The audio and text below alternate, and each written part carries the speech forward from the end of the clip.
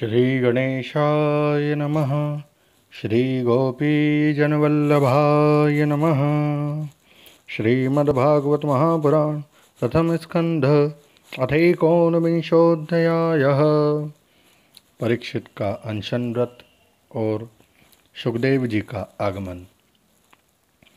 श्री सूत जी कहते हैं, राजधानी में पहुंचने पर राजा परीक्षित को अपने उस निंदनीय कर्म के लिए बड़ा पश्चाताप हुआ। वे अत्यंत उदास हो गए और सोचने लगे, मैंने निरपराध एवं अपना तेज छिपाए हुए ब्राह्मण के साथ अनार्य पुरुषों के समान बड़ा नीच व्यवहार किया। ये बड़े खेद की बात है। अवश्य ही उन महात्मा के अपमान के फलस्वरूप शीघ्र से शीघ्र मुझ पर कोई घोर विपत्ति आवेगी। मैं भी ऐसा ही चाहता हूँ, क्योंकि उससे मेरे पाप का प्रायश्चित हो जाएगा और फिर कभी भी ऐसा काम करने का दुस्साहस नहीं करूँगा। ब्राह्मणों की क्रोधाग्नि आज ही मेरे राज्य, सेना और भरे पूरे खजाने को जलाकर खाक कर दे, जिससे फिर कभी मुझ दुष्ट की ब्राह्मण, देवता और गौओं के प्रति ऐसी पाप बुद्धि ना हो। वे इस प्रकार चिंता कर ही रहे थे कि उन्हें मालूम हुआ ऋषि कुमार के शाप से तक्षक मुझे डसेगा। उन्हें वह धधकती हुई आग के समान तक्षक का डसना बहुत भला मालूम हुआ।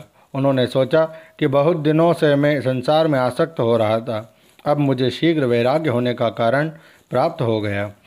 वे इस लोक और परलोक के भोगों को तो पहले से ही तुच्छ और त्याज्य समझते थे। अब उनका स्वरूप था त्याग करके भगवान श्री कृष्ण के चरण कमलों की सेवा को ही सर्वोपरि मानकर आमरण अनशन व्रत लेकर वे गंगा तट पर बैठ गए। गंगा जी का जल भगवान श्री कृष्ण के चरण कमलों का वह पराग लेकर प्रभावित होता है जो श्रीमती तुलसी की गंध से मिश्रित है।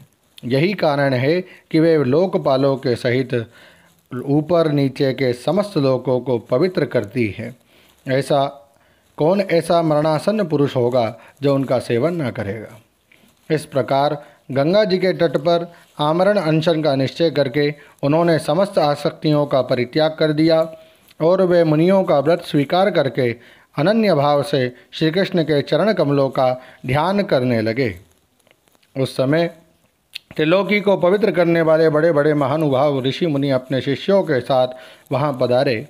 संत जन प्रायः तीर्थ यात्रा के बहाने स्वयं उन तीर्थ स्थानों को ही पवित्र करते हैं। उस समय वहाँ पर अत्रि, वशिष्ठ, च्यवन, शर्द्वान, अरिष्टनेमि, भृगु, अंगिरा, पराशर, विश्वामित्र, परशुराम, उत्थत्य, इंद्रप्रमद, इद्मवाह, मेधातिथि, देवल, आर्ष्टिशयन, भारद्वाज, गौतम, पिप्पलाद, मैत्रेय, औरव, कवश, अगस्त्य, भगवान व्यास, नारद तथा इनके अतिरिक्त और भी कई श्रेष्ठ देवर्षि, ब्रह्मर्षि तथा अरुणादि राजर्षि वर्यों का शुभागमन हुआ। इस प्रकार विभिन्न गोत्रों के मुख्य ऋषियों को एकत्र देखकर राजा ने सबका यथा योग्य सत्कार किया और उनके चरणों पर सिर रखकर वंदना की। जब सब लोग आराम से अपने अपने आसनों पर बैठ गए, तब महाराज परीक्षित ने उन्हें फिर से प्रणाम किया और उनके सामने खड़े होकर शुद्ध हृदय से अंजलि बांधकर वे जो कुछ करना चाहते थे उसे सुनाने लगे। राजा परीक्षित ने कहा, अहो, समस्त राजाओं में हम धन्य हैं, धन्यतम हैं, क्योंकि अपने शील स्वभाव के कारण हम आप महापुरुषों के कृपा पात्र बन गए हैं। राजवंश के लोग प्रायः निंदित कर्म करने के कारण ब्राह्मणों के चरण धोवन से दूर पड़ जाते हैं। ये कितने खेद की बात है। मैं भी राजा ही हूँ। निरंतर देह गेह में आसक्त रहने के कारण मैं भी पाप रूप ही हो गया हूँ। इसी से स्वयं भगवान ही ब्राह्मण के शाप के मुख रूप में मुझ पर कृपा करने के लिए पधारे हैं। ये शाप वैराग्य उत्पन्न करने वाला है, क्योंकि इस प्रकार के शाप से संसारासक्त पुरुष भयभीत होकर विरक्त हो जाया करते हैं। ब्राह्मणों, अब मैंने अपने चित्त को भगवान के चरणों में समर्पित कर दिया है। आप लोग और माँ गंगा जी शरणागत जानकर मुझ पर अनुग्रह करें। ब्राह्मण कुमार के शाप से प्रेरित कोई दूसरा कपट से तक्षक का रूप धरकर मुझे डस ले अथवा स्वयं तक्षक आकर डस ले, इसकी मुझे तनिक भी परवाह नहीं है। आप लोग कृपा करके भगवान की रसमयी लीलाओं का गायन करें। मैं आप ब्राह्मणों के चरणों में प्रणाम करके पुनः यही प्रार्थना करता हूँ कि मुझे कर्मवश चाहे जिस योनि में जन्म लेना पड़े, भगवान श्री कृष्ण के चरणों में मेरा अनुराग हो, उनके चरणाश्रित महात्माओं से विशेष प्रीति हो और जगत के समस्त प्राणियों के प्रति मेरी एक सी मैत्री रहे, ऐसा आप आशीर्वाद दीजिए। महाराज परीक्षित परम धीर थे। वे ऐसा दृढ़ निश्चय करके गंगा जी के दक्षिण तट पर पूर्वाग्र कुशों के आसन पर उत्तरमुख होकर बैठ गए। राजकाज का भार तो उन्होंने पहले ही अपने पुत्र जन्मेजय को सौंप दिया था। पृथ्वी के एकछत्र सम्राट परीक्षित जब इस प्रकार आमरण अनशन का निश्चय करके बैठ गए, तब आकाश में स्थित देवता लोग बड़े आनंद से उनकी प्रशंसा करते हुए वहां पृथ्वी पर पुष्पों की वर्षा करने लगे तथा उनके नगारे बार बार बजने लगे। सभी उपस्थित महर्षियों ने परीक्षित के निश्चय की प्रशंसा की और साधु साधु कहकर उनका अनुमोदन किया। ऋषि लोग तो स्वभाव से ही लोगों पर अनुग्रह की वर्षा करते रहते हैं। यही नहीं, उनकी सारी शक्ति लोक पर कृपा करने के लिए ही होती है। उन लोगों ने भगवान श्री कृष्ण के गुणों से प्रभावित परीक्षित के प्रति उनके अनुरूप वचन कहे। राजर्षि शिरोमणि, भगवान श्री कृष्ण के सेवक और अनुयायी आप पांडुवंशियों के लिए यह कोई आश्चर्य की बात नहीं है, क्योंकि आप लोगों ने भगवान की सन्निधि प्राप्त करने की आकांक्षा से उस राज सिंहासन का एक क्षण में ही परित्याग कर दिया, जिसकी सेवा बड़े बड़े राजा अपने मुकुटों से करते थे।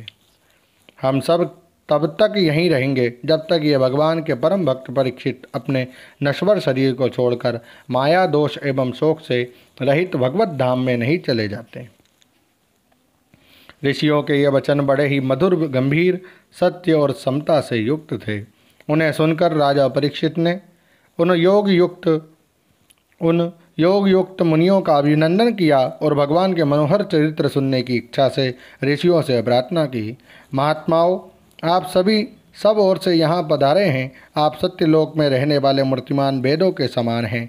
आप लोगों का दूसरों पर अनुग्रह करने के अतिरिक्त जो आपका सहज स्वभाव है, इस लोक या परलोक में और कोई स्वार्थ नहीं है। विप्रवरों, आप लोगों पर पूर्ण विश्वास करके मैं अपने कर्तव्य के संबंध में यह पूछने योग्य प्रश्न करता हूँ।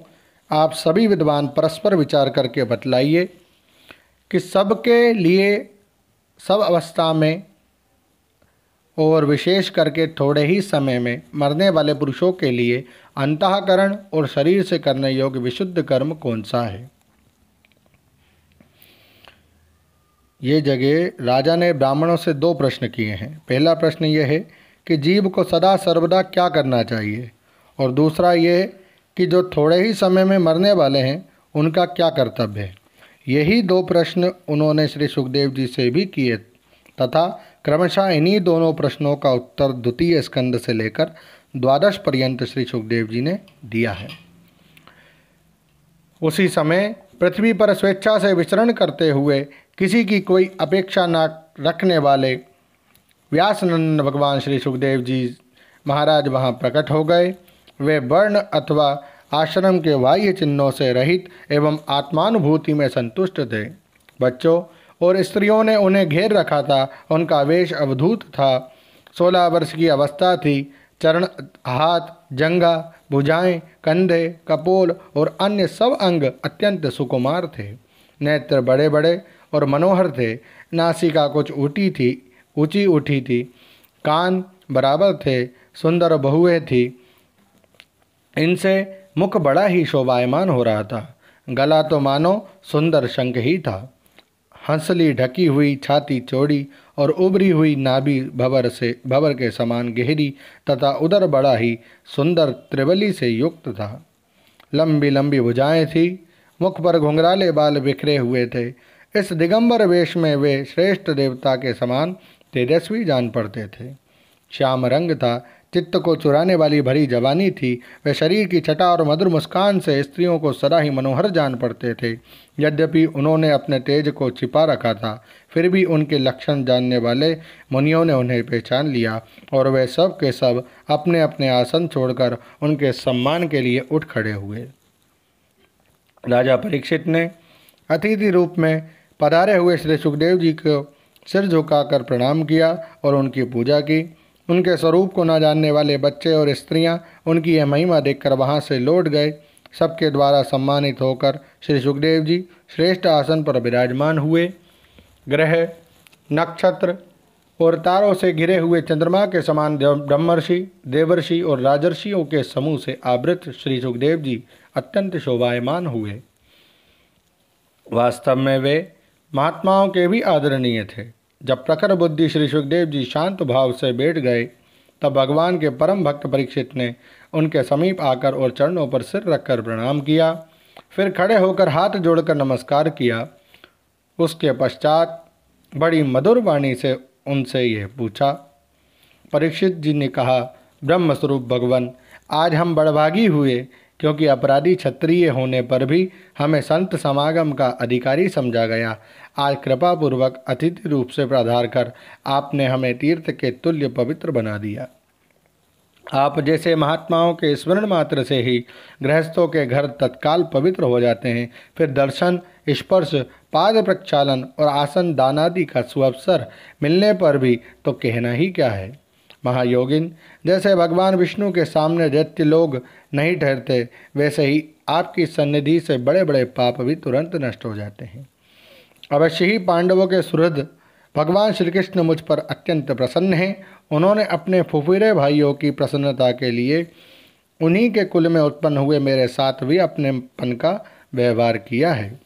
भगवान श्री कृष्ण की कृपा न होती तो आप सरी के एकांत वनवासी अव्यक्त गति परम सिद्ध पुरुष स्वयं पधार कर इस मृत्यु के समय हम जैसे प्राकृत मनुष्यों को क्यों दर्शन देते।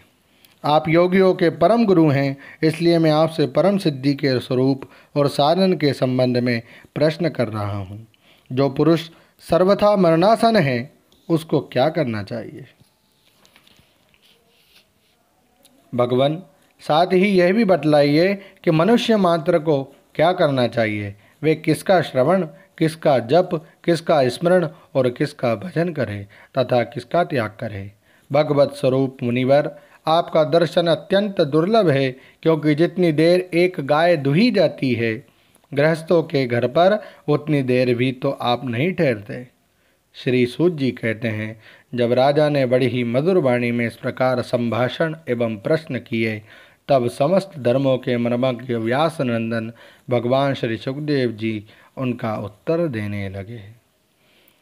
श्री ओम नमो भगवते वासुदेवाय। श्रीमद्भागवते महापुराणे वैयासिक्यामष्टादश साहस्र्यां पारमहंसायां संहितायां प्रथमस्कन्धे शुकागमनं नामैकविंशोऽध्यायः। हरि ओम तत्सत्। श्री हरये नमः। हरये नमः। हरये नमः। जय श्री कृष्ण। राधे कृष्ण। यहाँ पर प्रथम स्कंद समाप्त होता है।